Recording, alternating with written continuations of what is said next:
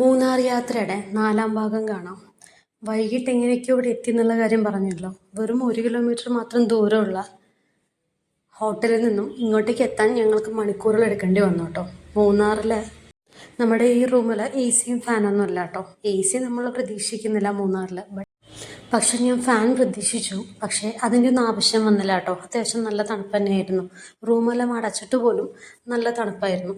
Vacation time ആയതുകൊണ്ട് തന്നെ room റെൻ്റൊക്കെ അത്യാവശ്യം ഉണ്ടായിരുന്നു കേട്ടോ. 3500 മറ്റാണ് ഈ ഒരു റൂമിന് ഉണ്ടായിരുന്നത്. അപ്പം നമ്മൾ എത്രയും വേഗം ഇവിടെ നിന്ന് ഇറങ്ങണം എന്നുള്ളത് കൊണ്ട് തന്നെ പറഞ്ഞിരുന്നല്ലോ ഭയങ്കര ബ്ലോക്ക് ആവും. അപ്പോൾ അതുകൊണ്ട് നമ്മൾ 8 മണിയാകുമ്പോഴേക്കും തന്നെ റൂമിൽ നിന്ന് ഇറങ്ങി. ഇതാണ് ഞങ്ങൾ ഭക്ഷണം കഴിച്ചിരുന്ന ഹോട്ടൽ കേട്ടോ. ഞങ്ങൾ വരുന്ന സമയത്ത് പറയായിരുന്നു ഈ ഇത്തിരി പോകുന്ന ഈ ഒരു സ്ഥലം കിടക്കാൻ എത്രത്തോളം ടൈം ഇന്നലെ എടുത്തു എന്നുള്ളത്. അപ്പോൾ പുരോഹിത് എന്നായിരുന്നു ആ ഹോട്ടലിൻ്റെ പേര്. അതൊരു റെസ്റ്റോറൻ്റാണ്. നമുക്ക് അവിടെ തന്നെ സ്റ്റേ ഒക്കെ ഉണ്ടായിരുന്നു, പക്ഷെ നമ്മളത് അറിഞ്ഞു. ഈ കഥകളൊക്കെ പറഞ്ഞ് നമ്മൾ വേഗം യാത്ര തുടരുകയാണ് ചെയ്തത്. വേറൊന്നും കൊണ്ടല്ല, ടൗണിൽ നിന്ന് വേഗം നമ്മൾ എസ്കേപ്പ് ആവണം. ഈ SN റെസ്റ്റോറൻറ്റിൽ നിന്നാണ് നമ്മൾ രാവിലത്തെ ഫുഡ് കഴിക്കുന്നത്. ആപ്പവും ഇടിയപ്പവും ഒക്കെ ആയിരുന്നു അവിടുത്തെ സ്പെഷ്യൽ. മുട്ടക്കറി ഉണ്ടായിരുന്നു, കൊള്ളായിരുന്നു കേട്ടോ. ഞങ്ങളത് കഴിഞ്ഞ് നേരെ പോകുന്നത് KSRTC ഡബിൾ ഡെക്കറിൻ്റെ അടുത്തേക്കാണ്. നമ്മളത് നേരത്തെ ബുക്ക് ചെയ്തായിരുന്നു. താഴത്തെ സീറ്റിനാണെങ്കിൽ 200 ഒരാൾക്ക്, മുകളിലത്തെ സീറ്റിന് 400 ഒരാൾക്ക്. അങ്ങനെ ബുക്ക് ചെയ്ത മുകളിലത്തെ സീറ്റിലേക്ക് നമ്മൾ എല്ലാവരും കൂടെ പോവാണ് കേട്ടോ. ഇതൊരു പുതിയ എക്സ്പീരിയൻസ് ആണ്. നമ്മളങ്ങനെ ഡബിൾ ഡെക്കറിൽ ഇതുവരെ യാത്ര ചെയ്തിട്ടില്ല. മുകളിൽ ഫുള്ള് ഗ്ലാസ് ആയിരുന്നു. അപ്പോൾ അതുകൊണ്ട് തന്നെ നമുക്ക് യാത്രയുടെ ഒരു ഭംഗി കുറച്ചുകൂടെ നല്ല രീതിയിൽ അറിയാനായിട്ട് സാധിച്ചു. അവിടെ 2 ഡബിൾ ഡെക്കർ ബസ്സാണ് ഉണ്ടായിരുന്നത്. അതിൻ്റെ അപ്പുറത്ത് തത്തയുടെ ചിത്രമുള്ളൊരു ബസ് ഉണ്ടായിരുന്നു. എനിക്ക് അതായിരുന്നു കുറച്ചുകൂടെ കാണാൻ ഭംഗി തോന്നിയത്. പക്ഷെ നമ്മൾക്ക് എൻ്റെ ഓപ്പോസിറ്റുള്ള വണ്ടിയായിരുന്നു. രണ്ടും ഒന്ന് തന്നെയാണ്, പക്ഷെ ലുക്ക് വെച്ച് നോക്കുമ്പോൾ എനിക്ക് മറ്റേ വണ്ടി ഇഷ്ടപ്പെട്ട. ഞങ്ങൾ അവിടുന്ന് വീഡിയോസും ഫോട്ടോസൊക്കെ എടുത്തിട്ട് അങ്ങനെ വണ്ടിയിൽ യാത്ര തുടങ്ങുകയാണ്. 9 മണി മുതൽ 12 മണി വരെയുള്ള സ്ലോട്ടിലുള്ള ആ ഒരു വണ്ടിയാണ് നമുക്ക് കിട്ടിയത് കേട്ടോ. 9 to 12 3 hours നമ്മൾക്ക് ഇതിന് വേണ്ടി കിട്ടും. അതിനിടയിൽ കൂടെ നമ്മൾക്ക് ചില സ്പോട്ടുകളിലൊക്കെ നിർത്തും. 3 സ്പോട്ടുകളിലൊക്കെ നിർത്തിയിട്ടുണ്ടായിരുന്നു കേട്ടോ. അപ്പോൾ നമുക്ക് അവിടെ നിന്ന് വല്ലതും വാങ്ങിക്കണമെങ്കിൽ വാങ്ങിക്കാം. കുറച്ച് നേരം ഭക്ഷണം കഴിക്കാനൊക്കെ ഉള്ളൊരു, ഭക്ഷണം പറയുന്ന സമയത്ത് ഹോട്ടൽ ഭക്ഷണം അല്ല പറയണം, ചെറിയ ലൈറ്റായിട്ടുള്ള എന്തെങ്കിലുമൊക്കെ സ്നാക്സും മറ്റുമൊക്കെ വാങ്ങിക്കാനുള്ള ഇടങ്ങളിലൊക്കെയാണ് അവർ മെയിനായിട്ട് നിർത്തിയിട്ടുണ്ടായിരുന്നത്. അപ്പോൾ അവിടെ പാട്ടൊക്കെ വെക്കാനുള്ള സെറ്റപ്പ് ഉണ്ടായിരുന്നു. പക്ഷേ ഈ ഒരു വണ്ടിയിൽ എന്തോ അത് കംപ്ലൈൻ്റ് ആയിരുന്നു. പിന്നെ നമ്മളുടെ ഫോൺ കണക്ട് ചെയ്തിട്ടൊക്കെ വെക്കാമെന്ന് പറഞ്ഞു. അതുകൊണ്ട് ഹസ്ബൻഡ് അതൊക്കെ കുറേ നോക്കി, പക്ഷേ അതൊന്നും ചെയ്യാനായിട്ട് പറ്റിയില്ല. അതും കൂടി ഉണ്ടായിരുന്നെങ്കിൽ ഒരു വേറൊരു തരം എക്സ്പീരിയൻസ് ആവുമായിരുന്നു കേട്ടോ. അപ്പം നമ്മൾ ഈ മുകളിൽ നിന്നുള്ള യാത്ര എന്ന് പറയുമ്പോൾ ഗുണമെന്ന് വെച്ച് കഴിഞ്ഞാൽ നമുക്ക് ഈ താഴെ വണ്ടികളൊക്കെ പോകുന്നത് നന്നായിട്ട് കാണാം. അതുപോലെ ഇതിൽ ഏറ്റവും ഫ്രണ്ടിലെ സീറ്റായിട്ട് നല്ലത് കേട്ടോ. അതാവുന്ന സമയത്ത് നമുക്കതൊരു നമ്മളെ ഇടയിലുള്ളൊരു സീറ്റാണ് കിട്ടിയിട്ടുണ്ടായിരുന്നത്. പക്ഷെ ഫ്രണ്ടിലൊക്കെ പോയി കഴിഞ്ഞ് കഴിഞ്ഞാൽ അതിൻ്റെ ഒരു വ്യൂ എന്നൊക്കെ നമുക്ക് നന്നായിട്ട് ആസ്വദിക്കാനായിട്ട് സാധിക്കും. പിന്നെ ഈ മുകളിൽ നിന്നുള്ള ഗുണം എന്ന് പറയുന്നത് ഈ താഴത്തെ വണ്ടികൾ കാണുന്നത് മാത്രമല്ല, നമുക്ക് കിട്ടുന്ന വ്യൂ എന്ന് പറയുന്നത് വേറൊരു തരമാണ്. ഈ താഴ്ന്ന നമുക്ക് മരങ്ങളുടെ ആ ഒരു ഹൈറ്റ് അനുസരിച്ചൊന്നും പോകാൻ പറ്റില്ല. നമുക്ക് ഈ പാറക്കെട്ടുകളും മറ്റൊക്കെ കാണുന്ന സമയത്ത് ഈ മുകളിൽ നിന്നുള്ള വ്യൂ എന്ന് പറയുന്നത് നമ്മൾ താഴെ ഇരുന്ന് കാണുന്നതിനേക്കാളൊരു സ്പെഷ്യൽ വ്യൂ ആണ്. അതുപോലെ തന്നെ ഈ മുകളിലേക്ക് നോക്കുന്ന സമയത്തേക്ക് ആകാശം കാണാൻ പറ്റും. അപ്പോൾ ആകെപ്പാടെ ഒരു നല്ലൊരു ഫീലാണ്. ഫുൾ അകത്തേക്ക് നല്ല ലൈറ്റൊക്കെ ഉണ്ടാവും. നമുക്ക് സത്യം പറഞ്ഞാൽ ആ പാട്ടും കൂടി ഉണ്ടായിരുന്നെങ്കിൽ വൈബായിരുന്നു കേട്ടോ. പക്ഷെ എന്തോ അതുമാത്രം നമ്മൾക്ക് മിസ്സായി. എന്തൊക്കെയായാലും കുട്ടികൾക്കൊക്കെ ഭയങ്കര ഇഷ്ടമായിരുന്നു കേട്ടോ ഈ ഒരു യാത്ര. പിണറായി മന്ത്രിസഭയിലെ ശ്രീ ഗണേഷ് കുമാറിൻ്റെ നേതൃത്വത്തിൽ വന്നതാണ് ഈ ഒരു ഐഡിയ, ഈ ഒരു ഡബിൾ ഡെക്കർ ബസ്സിൻ്റെ ഐഡിയ. പക്ഷെ അത് ശരിക്കും പറഞ്ഞു കഴിഞ്ഞാൽ എല്ലാവർക്കും നല്ലൊരു എക്സ്പീരിയൻസ് ആണ്. മൂന്നാറിൽ പോകുന്ന ആരായാലും ജസ്റ്റ് ഈ ഒരു KSRTC ബസ്സിൻ്റെ ആ യാത്ര നിങ്ങൾ ശരിക്കും ഒന്ന് എക്സ്പീരിയൻസ് ചെയ്യണം കേട്ടോ. ഞാൻ പറഞ്ഞില്ലേ, ഫ്രണ്ടിലെ സീറ്റാണ് നമുക്ക് ഏറ്റവും നല്ലത്. അതാവുന്ന സമയത്ത് നമുക്ക് അതിൻ്റെ വ്യൂ എന്ന് പറയുന്നത് നമുക്ക് നന്നായിട്ട് കാണാം.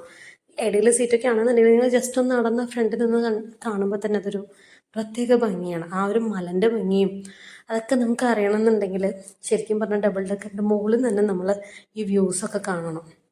ഞങ്ങൾ ലാസ്റ്റ് ടൈം മൂന്നാർ ട്രിപ്പ് വന്ന സമയത്ത് അവിടെ നീലവാക പൂത്തിരിക്കുന്ന സമയത്ത്, അപ്പോൾ നമ്മൾ മല കയറുന്ന സമയത്ത് ഫുള്ളൊരു ഉജാലയുടെ കളറായിരുന്നു. ഫുൾ ആ ഒരു നീല കളർ ഇങ്ങനെ നിറഞ്ഞു നിൽക്കുകയായിരുന്നു. അപ്പോൾ നീലക്കുറിഞ്ഞാണെന്നൊക്കെ കുറേ പേര് പറഞ്ഞ് കളിയാക്കി. പക്ഷെ സംഭവം നീലവാകാൻ എന്തോ ആണ്, ഉജാലയുടെ നിറമാണ് കേട്ടോ അത് ഫുള്ള് കാണാൻ. അപ്പം ഞങ്ങൾ ഈ യാത്രൻ്റെ ഒക്കെ ഇടയിൽ നമ്മൾ അതിനെക്കുറിച്ചൊക്കെ പറയായിരുന്നു. മുമ്പ് ഞങ്ങൾ വന്ന സമയത്ത് ഇങ്ങനെ കളറിലുള്ള കുറേ മരങ്ങളുണ്ടായിരുന്നു. അത് കാണാൻ നല്ല ഭംഗിയായിരുന്നു.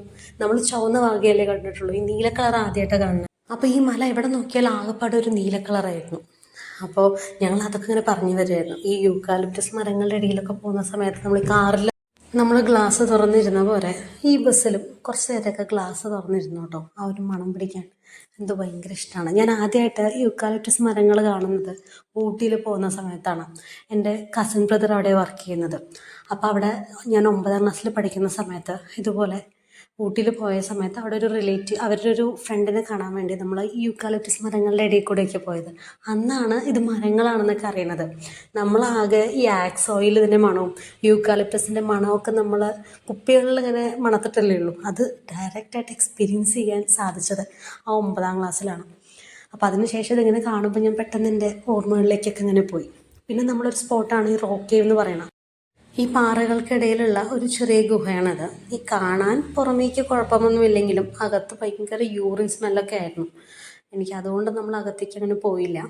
നല്ലൊരു സ്പോട്ടാണ്, നല്ല രീതിയിൽ അതവർ യൂസ് ചെയ്ത് കഴിഞ്ഞാൽ നല്ലൊരു ടൂറിസം സ്പോട്ടായിരുന്നു അത് കേട്ടോ. ആ പൂ കണ്ടപ്പോൾ എനിക്ക് നമ്മളുടെ ഈ ജേർണലിലൊക്കെ ഒട്ടിക്കുന്ന ഒരു ഡെയ്സി സ്റ്റിക്കറില്ലേ, എനിക്ക് അതന്നെയാണ് തോന്നുന്നു അതിൻ്റെ പേര്, എനിക്കറിയില്ല. അപ്പം ഞാൻ ആ ഡെയ്സി ഫ്ലവർ ആണെന്നും പറഞ്ഞ് ജസ്റ്റ് അതൊരു വീഡിയോ എടുത്താണ് കേട്ടോ. അപ്പോൾ അതാണ് റോക്ക് കേവ്. അവിടെ നിന്ന് ഈ ഇയർ മഫ്സും കൂടെ കുട്ടികൾക്ക് വാങ്ങിച്ചിരുന്നേ, എൻ്റെ മക്കൾക്കല്ല, ഹസ്ബൻഡിൻ്റെ ഫ്രണ്ടിൻ്റെ മക്കൾക്ക്. അപ്പോൾ അത് വാങ്ങിച്ച് അതിനൊരു പൈനാപ്പിളിൻ്റെ ഒരു സെറ്റ് എടുത്ത് എൻ്റെ കുട്ടികളെ ഫ്രണ്ടിലിരുന്നിട്ട് അത് കഴിക്കുകയാണ് കേട്ടോ. അപ്പോഴും ഫ്രണ്ടിൽ കുറേ പേരൊക്കെ ഇന്ന് ഫോട്ടോസൊക്കെ എടുക്കുന്നുണ്ടായിരുന്നു. അപ്പോഴാണ് ആ ഫ്രണ്ടിലെ വ്യൂ ഒക്കെ നമുക്ക് നന്നായിട്ട് അറിയുന്നത് കേട്ടോ. അപ്പോൾ കുറച്ച് നേരം അതൊക്കെ കഴിച്ചു കഴിഞ്ഞാൽ പിന്നെ അവിടെ നമുക്ക് വണ്ടി എടുത്ത് നേരെ പോകുന്നത് നമ്മുടെ അരിക്കമ്പനിയൊക്കെ പിടിച്ചിട്ടുള്ള ആ ഒരു സ്പോട്ടില്ലേ അവിടേക്കാണ് കേട്ടോ. അതിനിടയിൽ ഈ ടീ പ്ലാന്റേഷനൊക്കെ കാണുന്ന സമയത്ത് അവിടെയൊക്കെ നിർത്തിയിട്ടുണ്ടായിരുന്നു. നമുക്ക് ഫോട്ടോസും വീഡിയോസൊക്കെ അവിടെ നിന്ന് എടുക്കാം. അതുപോലെ സാധനങ്ങൾ വാങ്ങിക്കണമെന്നുണ്ടെങ്കിൽ വാങ്ങിക്കാം. അതായത് ചായപ്പൊടിയും ഒക്കെ വാങ്ങിക്കുന്ന ആളുകളുണ്ടല്ലോ, അപ്പോൾ അതൊക്കെ അവിടെ വാങ്ങിക്കാനൊക്കെ ഉള്ള സ്പോട്ടിലൊക്കെ ഇടയ്ക്ക് നിർത്തിയിട്ടുണ്ടായിരുന്നു. ദേ ഇവിടെയാണ് അരിക്കൊമ്പനെ പിടിച്ചെന്നൊക്കെ പറഞ്ഞിട്ടാണ് കാണിച്ചു തന്നെ കേട്ടോ. അപ്പോൾ അതോടെ കഴിഞ്ഞത് അവിടെ നിന്ന് നമ്മൾ തിരിക്കുക ചെയ്തത്. ഉണ്ണിക്കുട്ടൻ എന്തോ കാര്യം പറഞ്ഞിട്ട് ആൾ ഇത്തിരി പിണക്കത്തിലായിരുന്നു. പിന്നെ തിരിച്ചു വരുന്ന സമയത്ത് ഈ പോയ സ്പോട്ടിൽ കൂടെ തന്നെയാണല്ലോ, അപ്പോൾ പിന്നെ കുറേയൊക്കെ നമ്മൾ കണ്ട ഏരിയാസാണ്. ഈ പോകുന്ന സമയത്തുള്ള ഉഷാർ തിരിച്ചു വരുമ്പോൾ ശരിക്കും പറഞ്ഞാൽ ഉണ്ടായിരുന്നില്ല. അതിനിടയിൽ കൂടെ മക്കൾ ഇത്തിരി പിണങ്ങൊക്കെ ചെയ്തപ്പോൾ പിന്നെ അവരിനെ സോൾവ് ചെയ്യാൻ വേണ്ടിയിട്ട് പിന്നാലെ നടക്കുകയായിരുന്നു. അപ്പം അങ്ങനെ ഞങ്ങൾ KSRTCയിലെ ആ ഒരു ഭംഗിയുള്ള യാത്ര കംപ്ലീറ്റ് ആക്കി തിരിച്ച് മടങ്ങുമ്പോൾ മനസ്സിലുണ്ടായിരുന്നത് വേഗം ഉച്ചയ്ക്കുള്ള ഭക്ഷണം കഴിക്കണം, മറ്റൊരു സ്പോട്ടിലേക്ക് പോകണം എന്നായിരുന്നു. പക്ഷേ ഞങ്ങൾക്ക് വേറൊരു സ്പോട്ടിനും പിന്നെ പോകാൻ പറ്റിയില്ല. അന്ന് ഞായറാഴ്ചയായിരുന്നു, നല്ല തിരക്കായിരുന്നു, ഒടുക്കത്തെ ബ്ലോക്കും. ഒരു വണ്ടി അങ്ങോട്ടേക്ക് ഒരു ചെറിയൊരു ഡിസ്റ്റൻസ് പോലും നീങ്ങാൻ പറ്റാത്ത തരത്തിൽ ഭയങ്കര ബ്ലോക്കായിരുന്നു. നല്ല തിരക്കുള്ളതുകൊണ്ട് നമ്മുടെ വണ്ടി എവിടെയും പാർക്ക് ചെയ്യാനുള്ള സ്പേസ് ഉണ്ടായിരുന്നില്ല. പല വണ്ടികളും സൈഡിൽ നിർത്തിയിട്ടത് കൊണ്ട് തന്നെ അത് കടന്നു പോകാനുള്ള പറ്റാത്തത് കൊണ്ടാണ് മെയിനായിട്ട് അവിടെ ബ്ലോക്കൊക്കെ ഉണ്ടായിരുന്നത്. ആ വിശേഷങ്ങൾ അടുത്ത വീഡിയോയിൽ വ്യക്തമായി പറയാം. ശരിക്കും പറഞ്ഞു കഴിഞ്ഞാൽ ഞങ്ങൾ അതിന് ശേഷം ഒന്ന് എങ്ങനെയും വീടത്തെ കിട്ടിയാൽ മതി എന്ന് മാത്രമേ അതിന് ശേഷം ചെയ്യുന്നുണ്ടായിരുന്നുള്ളൂ കേട്ടോ. അതൊക്കെ പോട്ടെ, നമുക്ക് വീണ്ടും KSRTCയിലോട്ട് വരാം. ഇങ്ങനൊരു സംഭവം ഉണ്ടെന്നുള്ളത് നമ്മൾ അറിയുന്നത് ഇൻസ്റ്റാഗ്രാം വഴിയാണ് കേട്ടോ. ഹസ്ബൻഡ് എപ്പോഴോ ഒരു ഇൻസ്റ്റാഗ്രാമിൽ ഒരു റീല് കണ്ടിരുന്നു, അങ്ങനെയാണ് ഇങ്ങനെ ഒരു സംഭവത്തെക്കുറിച്ച് നമ്മൾ അറിയുന്നത്. അതെന്തായാലും നമ്മൾ വന്നതുകൊണ്ട് ഇതെങ്കിലും ഒരു ഉപകാരമായിരുന്നു ഞാൻ ചിന്തിക്കുകയാണ്. കാരണം ഇത് മാത്രമേ സെക്കൻഡ് ഡേയിൽ നമ്മൾക്ക് ഉണ്ടായിരുന്നുള്ളൂ. എന്തായാലും കിട്ടിയ 3 മണിക്കൂർ നല്ല രീതിയിൽ തന്നെ എൻജോയ് ചെയ്യാനായിട്ട് സാധിച്ചു കേട്ടോ. KSRTCയിൽ പോകുമ്പോൾ തന്നെ ഒരു ബൊട്ടാണിക്കൽ ഗാർഡൻ നമ്മുടെ ശ്രദ്ധയിൽപ്പെട്ടിട്ടുണ്ടായിരുന്നു. അവിടെ ഒരു ഗ്ലാസ് ബ്രിഡ്ജ് ഉണ്ടായിരുന്നു. അത് നമ്മൾ മനസ്സിൽ കരുതിയിരുന്ന ഒന്നാണ്. പക്ഷെ നമ്മൾക്ക് ടൈം ഇല്ലാത്തത് കൊണ്ട് തന്നെ പിന്നെ അതിനു വേണ്ടി നമ്മൾ നിന്നില്ല. അപ്പോൾ തിരിച്ച് നമ്മളിങ്ങനെ പോകുന്നതിനിടയിൽ ചെറുതായിട്ടൊരു ചാറ്റൽ മഴയൊക്കെ ഉണ്ടായിരുന്നു കേട്ടോ. അതും കൂടെ ആയപ്പോൾ അത് നല്ലൊരു ആശ്വാസമായിരുന്നു. നമ്മളിങ്ങനെ ആ സൈഡ് സീറ്റിൽ ഇങ്ങനെ ഇരിക്കുന്ന സമയത്ത് ഈ വ്യൂവും അതിൻ്റെ കൂടെ ആ വെയിലും അതിനിടയിൽ കൂടെ പെട്ടെന്നൊരു ചാറ്റൽ മഴയും കൂടെ വന്നപ്പോൾ അത് വേറൊരു ഫീലായിരുന്നു. അപ്പോൾ ആ ഫീലിങ്സൊക്കെ നമ്മൾ എക്സ്പീരിയൻസ് ചെയ്ത് ഇനി നേരെ പോകുന്നത് KSRTC സ്റ്റാൻഡിലേക്കാണ്. നമ്മളവിടെ നിർത്തും. 3 മണിക്കൂർ കഴിയാറായി. ഈ പോകുന്ന വഴിക്ക് എൻ്റെ കണ്ണിലൂടെയൊക്കെ വേറൊരു കാഴ്ച ഇതാണ് കേട്ടോ. ആ ഒരു ആനയുടെ രൂപം കണ്ടില്ലേ, അത് നമ്മൾ ഈ പ്ലാസ്റ്റിക് കുപ്പികളിടുന്ന ആ ഒരു രൂപം പോലത്തെ അത് ആനയുടെ ഷേപ്പിലാക്കിയിരിക്കുക കേട്ടോ. പെട്ടെന്ന് എൻ്റെ കണ്ണിലുടക്കിയത്. ഞാനൊരു തവണ നമ്മളതിൻ്റെ മുന്നിൽ കൂടെ കാറിൽ പോയപ്പോൾ അതിൻ്റെ വീഡിയോ എടുക്കാൻ നോക്കിയപ്പോൾ കിട്ടിയില്ല. പക്ഷെ അത് കൃത്യമായിട്ട് എനിക്ക് KSRTC ഡബിൾ ഡെക്കർ എന്നാണ് കിട്ടിയിട്ട് അതെനിക്ക് ഭയങ്കര സന്തോഷമായി. അപ്പോൾ ഫൈനലി നമ്മൾ സ്റ്റാൻഡിലെത്തി. ഇവിടെ നമ്മൾ ഇറങ്ങുകയാണ്, ഇനി ഫുഡ് കഴിക്കാൻ പോകണം. ബാക്കി വിശേഷങ്ങൾ അടുത്ത വീഡിയോയിൽ പറയാം. അപ്പോൾ മറ്റൊരു വീഡിയോ കാണാം. ബൈ.